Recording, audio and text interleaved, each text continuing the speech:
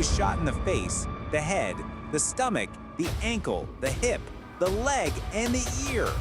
Lost an eye, lost a hand, and still led bayonet charges at 61.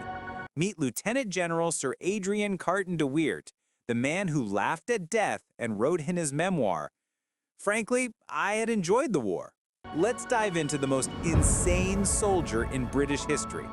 Born in 1880 in Brussels to a Belgian aristocrat and, rumor has it, possibly illegitimate British royalty.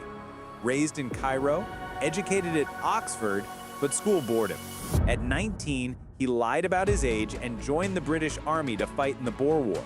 First wound? Shot in the stomach and groin. And his reaction? Finally, some fun. Invalided home, but sneaked back to South Africa. 1900s, sent to Somaliland to fight the Mad Mullah. Led camel-mounted troops in brutal desert raids. Lost his left eye in a close-quarters fight. Refused evacuation. I was a one-eyed man in a two-eyed world, but I could still see the enemy. 1914, now a captain.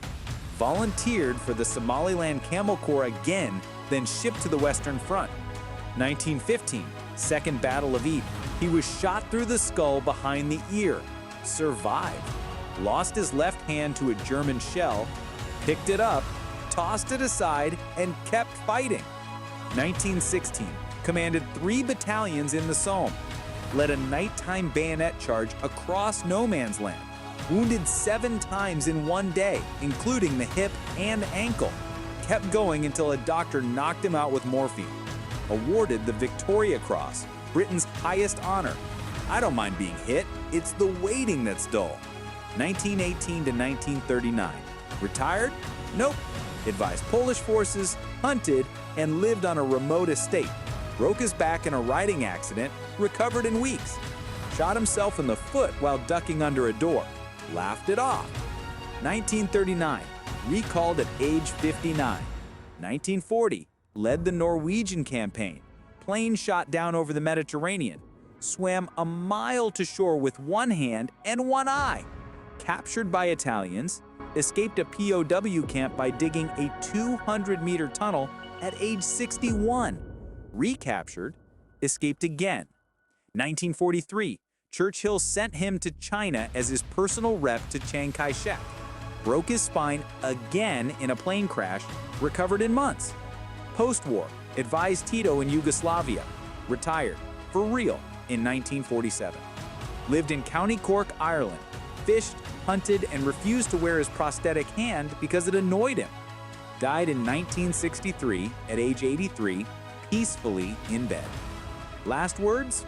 Allegedly, "I've had a good innings." Decorations: the Victoria Cross, Knight Commander of the Order of the British Empire, Distinguished Service Order, wounded 8 times and survived every major war of the 20th century. Fun fact, his autobiography, Happy Odyssey, reads like fiction, but it's all true. Governments come and go, I remain. So, what do you think? Was he really unkillable or just too stubborn to die? Tell me your thoughts down in the comments below. And hey, if you love crazy, entertaining, and unexpected stories, smash that subscribe button, hit the bell, and join me next time for another wild video you won't believe, because here, we don't just tell stories, we drop insane ones.